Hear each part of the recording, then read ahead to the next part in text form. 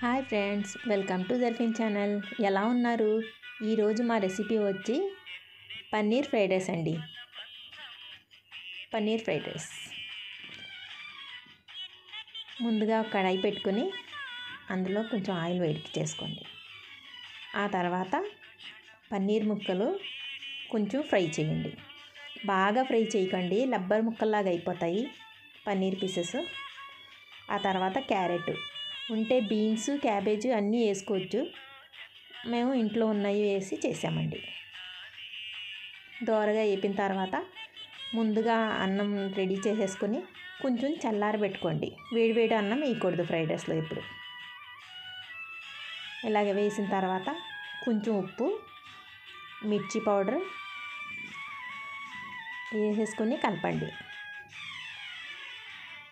Fried rice అంటే rice ఎంత fry చేస్తే అంత టేస్ట్ వస్తుందండి. మసాలాలన్నీ అందులో కలుపుతారు కాబట్టి కలిపి మసాలాలు రైస్కి పట్టి బాగుంటుంది.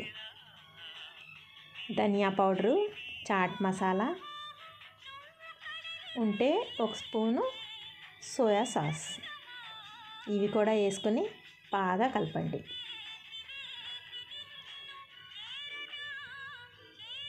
బాగా కలిపిన తర్వాత కొంచెం స్ప్రింగ్ ఆనియన్స్, ఉల్లికోళ్ళు అండి స్ప్రింగ్ ఆనియన్స్ అంటే, స్ప్రింగ్ ఆనియన్స్, కొంచెం కొత్తిమీర ఇవి కూడా అన్నీ వేసి బాగా ఫ్రై చేయండి. మాడకుండా కలుపుతూను ఫ్రై చేయండి.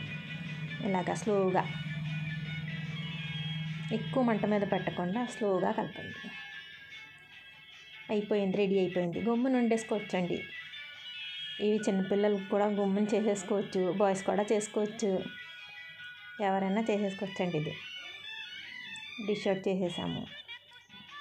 కొంచెం పైనుంచి స్ప్రింగ్ ఆనియన్స్, కొత్తిమీర వేసుకున్నాము. ఇది కర్రీస్ ఏమీ లేకపోయినా ఉట్టి అలాగా టమాటా సాస్తో తినొచ్చండి. చాలా టేస్ట్గా ఉంటుంది. లేదంటే రైతాతో కూడా తినొచ్చు. Thanks for watching.